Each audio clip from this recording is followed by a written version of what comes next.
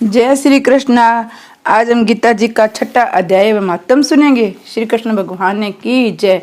उसके उपरांत श्री कृष्ण महाराज बोले, हे अर्जुन, जो पुरुष कर्म के फल को न चाहता हुआ करने योग्य कर्म करता है वह सन्यासी और योगी है। केवल अग्नि को त्यागने वाला सन्यासी योगी नहीं है तथा केवल क्रियाओं को त्यागने वाला भी सन्यासी योगी नहीं है। इसलिए हे अर्जुन, जिसको सन्यास ऐसा कहते हैं उसी को तू योग जान, क्योंकि संकल्पों को न त्यागने वाला कोई भी पुरुष योगी नहीं होता। समता बुद्धि रूप योग में आरूढ़ होने की इच्छा वाले मननशील पुरुष के लिए योग की प्राप्ति में निष्काम भाव से कर्म करना हेतु का है। योगारूढ़ हो जाने पर उस योगारूढ़ पुरुष के लिए सर्व संकल्पों का अभाव ही कल्याण में हेतु का है। जिस काल में न तो इंद्रियों के भोगों में आसक्त होता है न कर्मों में आसक्त होता है, उस काल में सर्व संकल्पों का त्यागी पुरुष योगारूढ़ कहा जाता है। ये योगारूढ़ता कल्याण हेतु कही है। इसलिए मनुष्य को चाहिए अपने द्वारा अपना संसार समुद्र से उद्धार करे, अपने आत्मा को अधोगति में न पहुंचावे, क्योंकि जीव आत्मा आप ही तो अपना मित्र है, आप ही अपना शत्रु है। अर्थात कोई दूसरा शत्रु या मित्र नहीं है। उस जीव आत्मा का तो वह आप ही मित्र है। जिस जीव आत्मा द्वारा मन और इंद्रियों सहित शरीर जीता हुआ है, जिसके द्वारा मन और इंद्रियों सहित शरीर नहीं जीता गया, उसका वह आप शत्रु के सदस्य है, शत्रुता में बढ़ते हैं। हे अर्जुन, सर्दी गर्मी सुख दुख आदियों को मान और अपमान में जिसके अंतकरण की वृत्तियां अच्छी प्रकार शांत है अर्थात विकार रहित है, ऐसे स्वाधीनशील आत्मा वाले पुरुष के ज्ञान में सच्चिदानंद घर में परमात्मा सम्यक प्रकार से स्थित है। अर्थात उसके ज्ञान में परमात्मा के सिवा न कुछ है नहीं। ज्ञान विज्ञान से तृप्त है। अंतकरण जिसका था विकार रहित है, स्थिति जिसकी अच्छी प्रकार जीती हुई है, इंद्रियां जिसकी था सम्मान है, मिट्टी पत्थर श्रवण जिसके वे योगी युक्त अर्थात भगवत की प्राप्ति वाला है, ऐसा कहा जाता है। जो पुरुष सुहृदय मित्र वेरी उदासीन मध्यस्थ द्वेषी और बंधुगुणों में धर्मात्माओं में पापियों में भी समान भाव वाला है, वह अति श्रेष्ठ है। इसलिए उचित है जिसका मन और इंद्रियों से शरीर जीता हुआ है, ऐसा वासना रहित संग्रह रहित योगी अकेला ही एकांत स्थान में स्थित हुआ निरंतर आत्मा को परमेश्वर के ध्यान में लगावे। शुद्ध भूमि में कुस्सा मृगशाला और वस्त्र है। उपरोपरि जिसके ऐसे अपने आसन को न अति ऊंचा न अति नीचा स्तर स्थापन करे, उस आसन पर बैठकर तथा मन को एकाग्र करके चित्त और इंद्रियों को क्रियाओं को वश में किया हुआ अंतकरण की शुद्धि के लिए योग का अभ्यास करे। उसकी विधि इस प्रकार है कि काया सिर और गिरवा को सम्मान और अंचल धारण किए हुए दृढ़ होकर अपने नासिका के अग्रभाग को देखकर अन्य दिशाओं को न देखता हुआ ब्रह्मचर्य के व्रत में स्थित रहता हुआ भय रहित तथा अच्छे प्रकार शांत अंतकरण वाला सावधान होकर मन को वश में करके मेरे में लगे हुए चित्त वाला मेरे प्रायण हुआ स्थिर होवे। इस प्रकार आत्मा को निरंतर परमेश्वर के स्वरूप में लगाता हुआ स्वाधीन मन वाला योगी मेरे में स्थिति रूप परमानंद प्रकाष्ठा वाली शांति को प्राप्त होता है। परंतु हे अर्जुन, ये योग न तो बहुत रखने वाला खाने वाले को सिद्ध होता है, न बिल्कुल न खाने वाले को, न अति सहन करने वाले को, संभाव वाले को, न अत्यंत जागने वाले को सिद्ध होता है। ये दुखों का नाश करने वाला योग तो यथा योग्य आहार और विहार करने वाले को, कर्मों में यथा योग्य चेष्टा करने वाले को, यथा योग्य सहन करने वाले जागने वाले को ही सिद्ध होता है।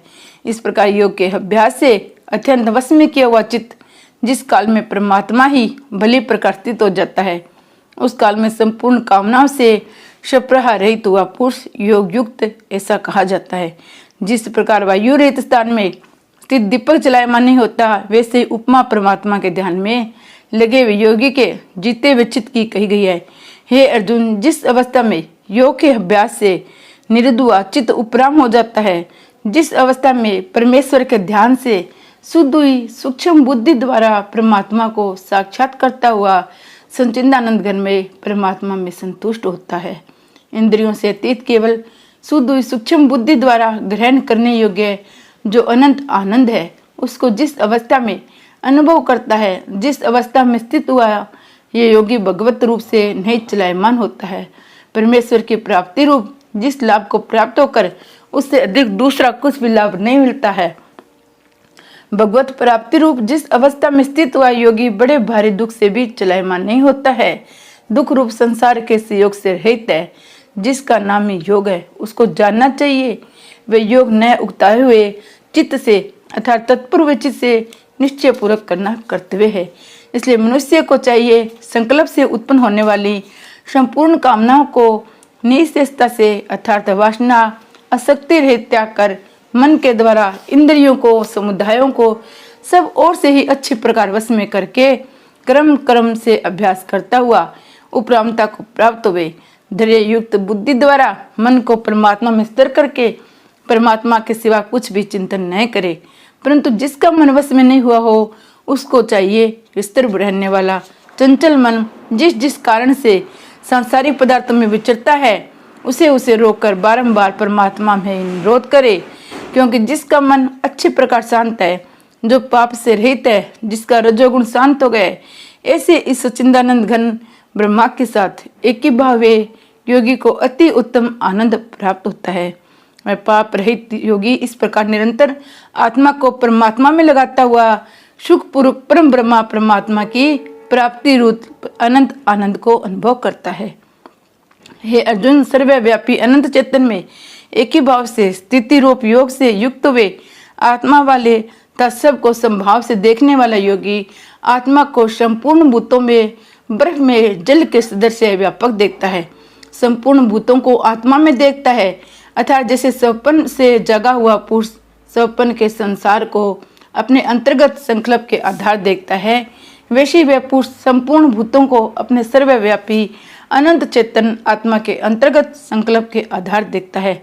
जो पुरुष संपूर्ण भूतों में सबके आत्म रूप मुझ वासुदेव के व्यापक देखता है, संपूर्ण भूतों को मुझ वासुदेव के अंतर्गत देखता है, उसके लिए मैं अदृश्य नहीं होता हूँ, वह मेरे लिए अदृश्य नहीं होता है, क्योंकि वह मेरे एक ही भाव में स्थित है। इस प्रकार जो पुरुष एक ही भाव में स्थित हुआ संपूर्ण भूतों में आत्म रूप में स्थित मुझ सच्चिदानंद घन वासुदेव को बसता है, वह योगी सब प्रकार से बढ़ता हुआ मेरे में ही बढ़ता है, क्योंकि उसके अनुभव से मेरे सिवा अन्य कुछ है ही नहीं। हे अर्जुन, जो योगी अपनी सदस्यता से संपूर्ण भूतों में सम देखता है, सुख तथा दुख को भी सब में सम देखता है, वह योगी परम श्रेष्ठ माना गया है। इस प्रकार भगवान के वाक्यों को सुनकर अर्जुन बोले, हे मधुसूदन, जो यह ध्यान योग अपने समते भाव से कहा है, इसकी मैं मन के चंचल होने से भूत काल तक ठहरने वाली स्थिति को नहीं देखता हूँ। क्योंकि हे कृष्ण, ये मन बड़ा चंचल और समर्थन स्वभाव वाला है, बड़ा दृढ़ और बलवान है, इसलिए इसको वश में करना मैं वायु की भांति अति दुष्कर मानता हूँ।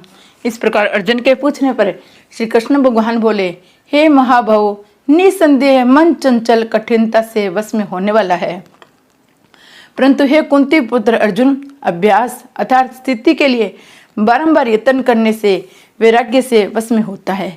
इसलिए इसको अवश्य वश में करना चाहिए, क्योंकि मन को वश में न करने वाले पुरुष द्वारा योग दुष्प्राप्त है अर्थात प्राप्त होना कठिन है। स्वाधीन मन वाले प्रयत्नशील पुरुष द्वारा साधन करने से प्राप्त होना सहज है, ये मेरा मत है। इस पर अर्जुन बोले, हे कृष्ण, योग से चलायमान हो गया है मन जिसका, ऐसा स्थल यत्न वाला श्रद्धा युक्त पुरुष योग की सिद्धि को अर्थात भगवत साक्षात्कार को न प्राप्त होकर किस गति को प्राप्त होता है। हे महाभाव, क्या वह भगवत प्राप्ति के मार्ग में मोहित हुआ आश्रय रहित पुरुष छिन्न भिन्न बादल की भांति दोनों ओर से अर्थात भगवत प्राप्ति सांसारिक भोगों से भ्रष्ट हुआ नष्ट तो नहीं हो जाता है। हे कृष्ण, मेरे इस संशय को संपूर्णता से छेदन करने के लिए आप योग्य है, क्योंकि आपके सिवा दूसरा इस संशय का छेदन करने वाला मिलना बड़ा असंभव नहीं है। इस प्रकार अर्जुन के पूछने पर श्री कृष्ण भगवान बोले, हे पार्थ, उस पुरुष का न तो इस लोक में न परलोक में नाश होता है, क्योंकि हे प्यारे, कोई भी शुभ कर्म करने वाला अर्थात भगवत अर्थ कर्म करने वाला दुर्गति को प्राप्त नहीं होता, किंतु वह योग भ्रष्ट पुरुष पुण्यवानों के लोकों को अर्थात सर्वाधिक उत्तम लोकों को प्राप्त होकर उनमें भूत वर्षों तक वास करके शुद्ध आचरण वाले श्रीमान पुरुषों के घर में जन्म लेते हैं। अतः वैराग्यवान पुरुष उन लोकों में न जाकर ज्ञानवान योगियों के कुल में ही जन्म लेते हैं, परंतु इस प्रकार जो ये जन्म है सो संसार में निसंदेह अति दुर्लभ है। वह पुरुष वहां उस पहले शरीर में साधन किए हुए बुद्धि के योग को अर्थात समते बुद्धि योग को संस्कारों को अनायास ही प्राप्त हो जाते हैं। हे कुरु नंदन, उनके प्रभाव से फिर अच्छे प्रकार भगवत प्राप्ति के निमित्त यत्न करता हूँ। वह विषयों के वश में हुआ उस पहले के अभ्यास से ही निसंदेह भगवत की ओर आकर्षित किया जाता है। तत्सम्मत में बुद्धि रूप योग का जिज्ञासु विवेद में कहे हुए 6 काम कर्मों के फल का उल्लंघन कर जाता है। जबकि इस प्रकार मंद प्रयत्न करने वाला योगी भी परम गति को प्राप्त हो जाता है। तब क्या कहना है कि नेक जन्मों से अंतकरण की शुद्धि रूप सिद्धि को प्राप्त हुआ। अति प्रयत्न से अभ्यास करने वाला योगी संपूर्ण पापों से अच्छे प्रकार शुद्ध होकर उस साधन के प्रभाव से परम गति को प्राप्त होता है, अर्थात परमात्मा को प्राप्त होता है। क्योंकि योगी तपस्वियों में से श्रेष्ठ है, शास्त्र के ज्ञान वालों से भी श्रेष्ठ माना गया है। 6 काम कर्म करने वालों से भी योगी श्रेष्ठ है। इससे हे अर्जुन, तू योगी हो। हे प्यारे, संपूर्ण योगियों में भी जो श्रद्धावान योगी मेरे में लगे हुए अंतरात्मा से मेरे को निरंतर बसता है, वह योगी मुझे परम श्रेष्ठ मान्य है। इति श्रीमद् भागवत गीता रूपी उपनिषद ब्रह्म विद्या योग शास्त्र विषयक श्री कृष्ण और अर्जुन के संवाद में आत्म संयम योग नामक 6ठा अध्याय।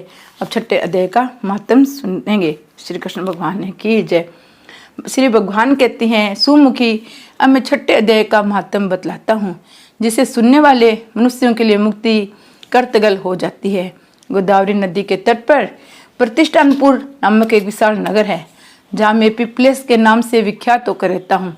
उस नगर में जांसरुति नामक एक राजा रहते थे, जो भूमंडल की प्रजा को अत्यंत ही प्रिय थे। उनका प्रताप मार्तंड मंडल के प्रचंड तेज के समान जान पड़ता था। प्रतिदिन होने वाले उनके यज्ञ धुएं से नंदन वन के कल्प वृक्ष इस प्रकार काले पड़ गए थे, मानो राजा की ऐसा दानशीलता देकर वे लज्जित हो गए हो।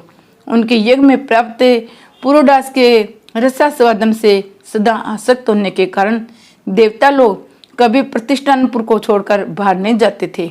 उनके दान के समय छोड़े हुए जल की धारा प्रताप रूपी तेज और यज्ञ के धुओं से पुष्ट होकर मेघ ठीक समय पर वर्षा करते थे। उस राजा के शासनकाल में खेती में होने वाले 6 प्रकार के उपद्रवों के लिए कहीं थोड़ा विस्तार नहीं मिलता था।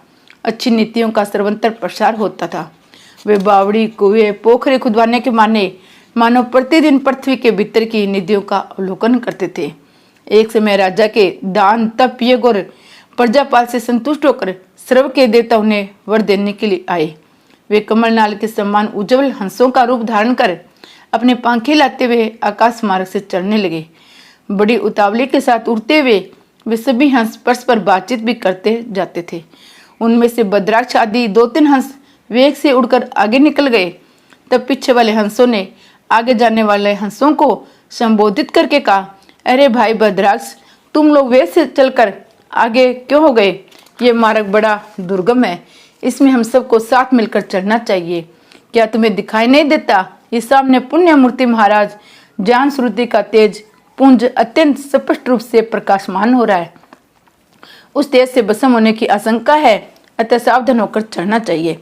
पीछे वाले हंसों के ये वचन सुनकर आगे वाले हंस हंस पड़े और उन सबर से उनकी बातों की अवहेलना करते हुए बोले, अरे भाई, क्या इस राजा जांसरुति का तेज ब्रह्मवादी महात्मा रेंग के तेज से भी अधिक तीव्र है? हंसों की ये बात सुनकर राजा जांसरुति अपने ऊंचे महल की छत से उतर गई। सुपूर्वक आसन पर विराजमान हो अपने सारथी को बुलाकर बोले, जाओ महात्मा रेंग को यहाँ लेकर आओ। राजा का ये अमृत के समान वचन सुनकर मैं नामक सारथी प्रसन्नता प्रकट करता हुआ नगर से बाहर निकला। सबसे पहले उसने मुक्तदायिनी काशीपुरी की यात्रा की, जहाँ जगत के स्वामी भगवान विश्वनाथ मनुष्यों को उपदेश दिया करते हैं। उसके बाद वह गया क्षेत्र में पहुंचा, जहाँ प्रफुल्ल नेत्रों वाले भगवान गदाधर संपूर्ण लोगों का उद्धार करने के लिए निवास करते हैं। तदनंतर नाना तीर्थों में भ्रमण करता हुआ सारथी पापनाशनी मथुरापुरी में गया। वह भगवान श्री कृष्ण का आदि स्थान है, जो परम महान एवं मोक्ष प्रदान करने वाला है। वेद और शास्त्रों में वह तीर्थ त्रिभुवनपति भगवान गोविंद के अवतार स्थान के नाम से प्रसिद्ध है। नाना देवता ब्रह्म ऋषि उसका सेवन करते हैं। मथुरा नगर कालिंदी यमुना के किनारे शोभा पाता है। उसकी आकृति अर्धचंद्र के समान प्रतीत होती है। वह सब तीर्थों में निवास परिपूर्ण है। परम आनंद प्रदान करने के कारण सुंदर प्रतीत होती है। गोवर्धन पर्वत होने से मथुरा मंडल की शोभा और भी बढ़ गई है। वह पवित्र वृक्षों और लताओं से आवृत है। उसमें 12 वन है। वह परम पुण्यमयी तथा सबको विश्राम देने वाली श्रुतियों के सारभूत भगवान श्री कृष्ण की आधार भूमि है। तत्पश्चात मथुरा से परिश्रम और पश्चिम और उत्तर से दिशा की ओर बहुत दूर तक जाने पर सारथी को कश्मीर नामक नगर दिखाई दिया, जहाँ शंख के समान उज्जवल गंगन चुंबी मंगलों की पक्तियां भगवान शंकर के अठ्यास की भांति शोभा पाती है। जब ब्राह्मणों के शास्त्रीय आलाप सुनकर मुख मनुष्य भी सुंदर वाणी और पदों का उच्चारण करते हुए देवता के सम्मान हो जाते हैं। जहाँ निरंतर होने वाले एक धूम से व्याप्त होने के कारण आकाशमंडल मेघों से धुलते रहने पर भी अपनी कालिमा नहीं छोड़ते। जहाँ उपाध्यायों के पास आकर छात्र जन्मकालीन अभ्यास से ही संपूर्ण कलाएं शपथ पढ़ लेती हैं। जब मणिकेश्वर नाम से प्रसिद्ध भगवान चंद्रशेखर देहधारियों को वरदान देने के लिए नित्य निवास करते हैं। कश्मीर के राजा माणिकेश्वर ने दिग्विजय में समस्त राजाओं को जीतकर भगवान शिव का पूजन किया था, तभी से उनका नाम मणिकेश्वर हो गया था। उन्हीं के मंदिर के दरवाजे पर महात्मा रेंक एक छोटी सी गाड़ी पर बैठे अपने अंगों को खुजलाते हुए वृक्ष की छाया का सेवन कर रहे थे। इसी अवस्था में सारथी ने उन्हें देखा। राजा के बताए हुए भिन्न भिन्न चिन्हों से उसने सिंगरी रेंक को पहचान लिया और उनके चरणों में प्रणाम करके कहा, हे ब्राह्मण, आप किस स्थान पर रहते हैं? आपका पूरा नाम क्या है? आप तो सदा स्वच्छंद विचरने वाले हैं, फिर यहाँ किस लिए ठहरे हुए हैं? इस प्रकार आपका क्या करने का विचार है? सारथी के वचन सुनकर परम आनंद में निमग्न महात्मा रेंक ने कुछ सोचकर उससे कहा, यद्यपि हम पूर्ण काम है, हमें किसी वस्तु की आवश्यकता नहीं है तथा वह कोई भी हमारी मनोवृत्ति के अनुसार परिचर्या कर सकता है। रेंक के हार्दिक अभिप्राय को आदरपूर्वक ग्रहण करके सारथी धीरे से राजा के पास चल दिया। वहां पहुंचकर राजा को प्रणाम करके उसने हाथ जोड़ सारा समाचार निवेदन किया। उसी समय स्वामी के दर्शन से उसके मन में बड़ी प्रसन्नता थी। सारथी के वचन सुनकर राजा के नेत्र आश्चर्य से चकित हो उठे। उसके हृदय में रेंक का सत्कार करने की श्रद्धा जागृत हुई। उन्होंने 2 खच्चरियों से जुती हुई एक गाड़ी लेकर यात्रा की। साथ ही मोती के हार, अच्छे अच्छे वस्त्र, एक सहस्त्र गोए भी ले ली। कश्मीर मंडल में महात्मा रेंक जा रहते थे, उस स्थान पर पहुंचकर राजा ने सारी वस्तुएं उनके आगे निवेदन कर दी और पृथ्वी पर पड़कर साष्टांग प्रणाम किया। महात्मा रेंक अत्यंत भक्ति के साथ चरणों में पड़े हुए राजा को जान स्मृति पर कुपित हो उठे। बोले, रे दुष्ट सुधर, तू दुष्ट राजा है, क्या तू मेरा वृत्तांत नहीं जानता है? ये खच्चरियों से जुती हुई अपनी ऊंची गाड़ी ले जा, ये वस्त्र, मोतियों के हार, ये दूध देने वाली गोएं भी स्वयं ले जा। इस प्रकार आज्ञा देकर रेंक राजा के मन में भय उत्पन्न कर दिया। तब राजा ने श्राप के भय से महात्मा रेंक के दोनों चरण पकड़ लिए और भक्ति पूर्वक कहा, हे ब्राह्मण, मुझ पर प्रश्न हुई। हे भगवान, आप में ये अद्भुत महात्म्य कैसे आया? प्रश्न होकर मुझे ठीक ठीक बताइए। महात्मा रेंक ने कहा, हे राजन, मैं प्रतिदिन गीता के 6ठे अध्याय का जप करता हूँ, इसी से मेरी तेजो राशि देवताओं के लिए भी दुष्ट है। तदनंतर परम बुद्धिमान राजा जानश्रुति ने यत्न पूर्वक महात्मा रेंक से गीता के 6ठे अध्याय का अभ्यास किया, इसी से उन्हें मोक्ष की प्राप्ति हुई। इधर रेंक भी भगवान मणिकेश्वर के समीप मोक्षदायक गीता के 6ठे अध्याय का जप करते हुए सुख से रहने लगे। हंस का रूप धारण करके वरदान देने के लिए आए हुए देवता भी विस्मित होकर स्वेच्छानुसार चले गए। जो मनुष्य सदा इस एक ही अध्याय का जप करता है वह भी भगवान विष्णु के स्वरूप को प्राप्त होता है। इसमें तनिक भी संदेह नहीं है। श्री कृष्ण भगवान की जय।